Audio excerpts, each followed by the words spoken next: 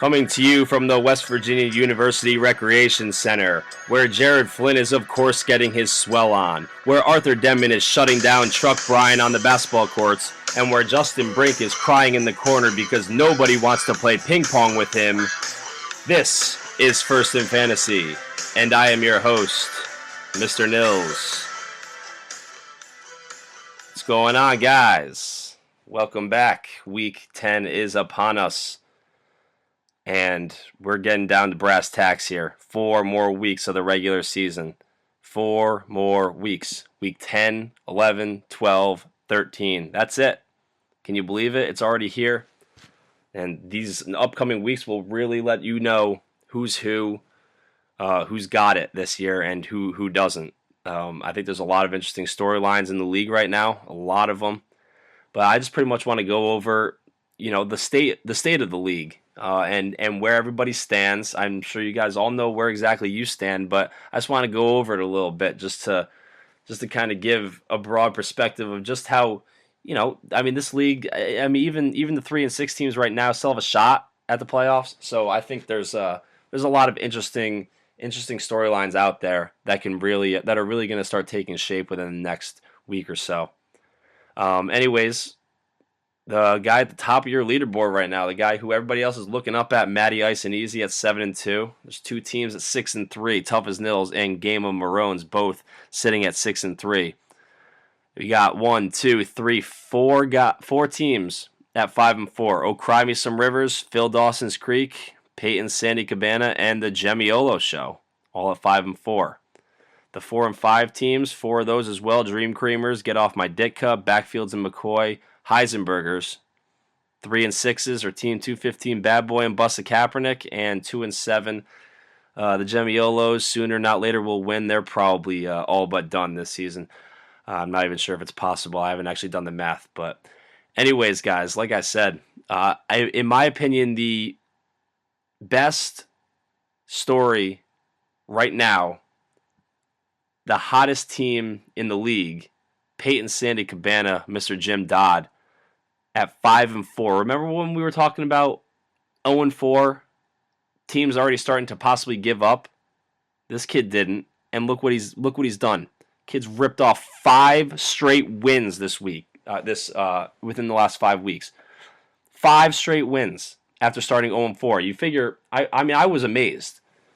I was amazed at the beginning of the year, looking at it, saying, I was stunned that he started 0-4 with Peyton Manning. But nobody's going to keep that guy down. He's helped. There's no doubt about it that Peyton Manning is one of the big reasons why Jim is on this much of a roll with a 5-game winning streak. Rockwood at Matty Ice and Easy, he's also on a 4-game winning streak. So he's, like I said, he's one of the better teams in the league too. So, but just that whole story from Jim Dodd just really, really amazes me. It's a great story because starting 0-4, I talked to some people who started 0-4 and they were all ready to throw in the towel. Even Backfields and McCoy, Josh Walters started off 0-4. Now he's 4-5. He's gone 4-1 since starting 0-4. And he's sitting right there. He's right in the thick of things now. So I've been talking about it every week, but that's just because I think every week I'm getting proved more and more right that nobody's ever out of this. I think at this point, 2-4, Gemiolos, they're probably out of it. 2 and 7. Again, I didn't do the math, but they pretty much don't have a chance looking at their team as it is. But even the 3 and 6 teams, Team 215 Bad Boy, Busta Kaepernick, 4 weeks left. You rip off 4 wins, even 3 wins in those 4 weeks have a possibility of getting you into those playoffs. So we'll see, guys. We'll see, but it's just so interesting to me. This is another year where anybody has a shot. Anybody has a shot at it. So, anyways, that's pretty much all I wanted to talk to you guys about in this opening segment here. But it's going to be an interesting 4 weeks for sure, and that there's going to be some races that come down to the wire. When we come back from break, I'm going to go over my picks of the week. Some good matchups this week as well. So we will be right back. Hey guys, it's Friday. Trying to figure out what you're going to do for dinner? Well, come on down to Backdoor for happy hour. We have your choice of soggy chicken wings, soggy pizza, soggy meatballs, and so much more. What could prompt people to come eat at our so-so tasting food? Oh yeah, it's only $5. Need a brew to force down all this food? $2 drafts will do the trick. If you're a college student on a budget who hates their colon, then get on down to Backdoor for Friday happy hour. Our food will destroy your insides, but let tomorrow you worry about that.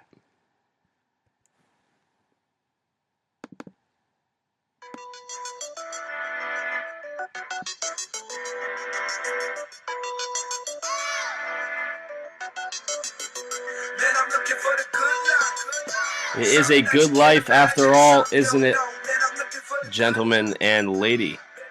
What's going on? Welcome back to First in Fantasy, where I'm ready to make my picks of the week that you guys love so very much. I've been looking it over. There's really not one game that I would really dub the game of the week. There's a lot of very, very crucial matchups, very interesting matchups. Not one I would necessarily say stands above the rest. So I'm going to put all of you guys in as equals and just break down each game one by one real quick here. Starting with Peyton Sandy Cabana versus Tough as Nils. You know, with Foles going down, CJ is in some serious trouble at the quarterback position, starting Josh McCown as of right now this week. Plus, like I said, Jim's the hottest team in the league. Peyton going up against Oakland should prove to have plenty of points in store for Mr. Dodd. I don't see Peyton losing this one to Josh McCown. Peyton Sandy Cabana over Tough as Nils. Busta Kaepernick versus the Jemiolo Show. We'll see what kind of statement Dalton makes for Bill this week. I'm not a huge fan of the guy, but we'll see if he can get it done in prime time. But this one should be close. Can Colin Kaepernick rebound against the Saints for Artie after a so-so week? I think he will a little bit, but I think Bill narrowly edges out Artie in this one. The Jemiolo Show over Busta Kaepernick. I think Dalton has a decent night on Thursday night. Oh, cry me some Rivers versus Sooner Not Later will win. Not entirely sure whether or not the Gemiolos are actually paying attention to their team anymore. I hope they are, but who knows? Mike D is one of the better teams in the league, like I've been saying, and he's going up against probably the worst squad in the league. This one's relatively easy. Don't really need to break it down all that much. Oh, cry me some Rivers over Sooner Not Later will win. Matty Ice and Easy versus Get Off My Ditka. Can Brian Hoyer get set the tone for Flynn tonight? Against the Bengals, because he's got. I'm not sure if he's going to try and roll with Romo this week, but I think Hoyer is probably the right call, considering we're not sure whether Romo will play. Is Ryan going to play two Saints running backs at once? Injuries at that position have hurt Rockwood, and although he has a stronger team, I think the best guys will not be in there to help him. So Gio Bernard out. As well as losing my train of thought on the other guy that he's got. But anyways, I just don't think that he's Arian Foster. He's on a bye anyways. So I don't think that he quite has enough manpower this week. Get Off My Ditka pulls off the upset over Matty Ice and Easy. Phil Dawson's Creek versus Dream Creamers. Andrew Luck is on a bye, but there is hope out there for Connor, as he could be potentially getting Adrian Peterson back. We'll see. Who knows? He's not going to be back this week. And Matt Stafford is back for Justin as Megatron is expected to start, making Stafford a much more dangerous start for Justin. I think Phil Dawson's Creek over Dream Creamers in that matchup.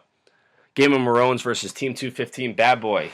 Jeremy's team's has a little bit of life left in it. He seems to have decent guys in at the running back position, and Demaryius Thomas is just straight killing it for him every week.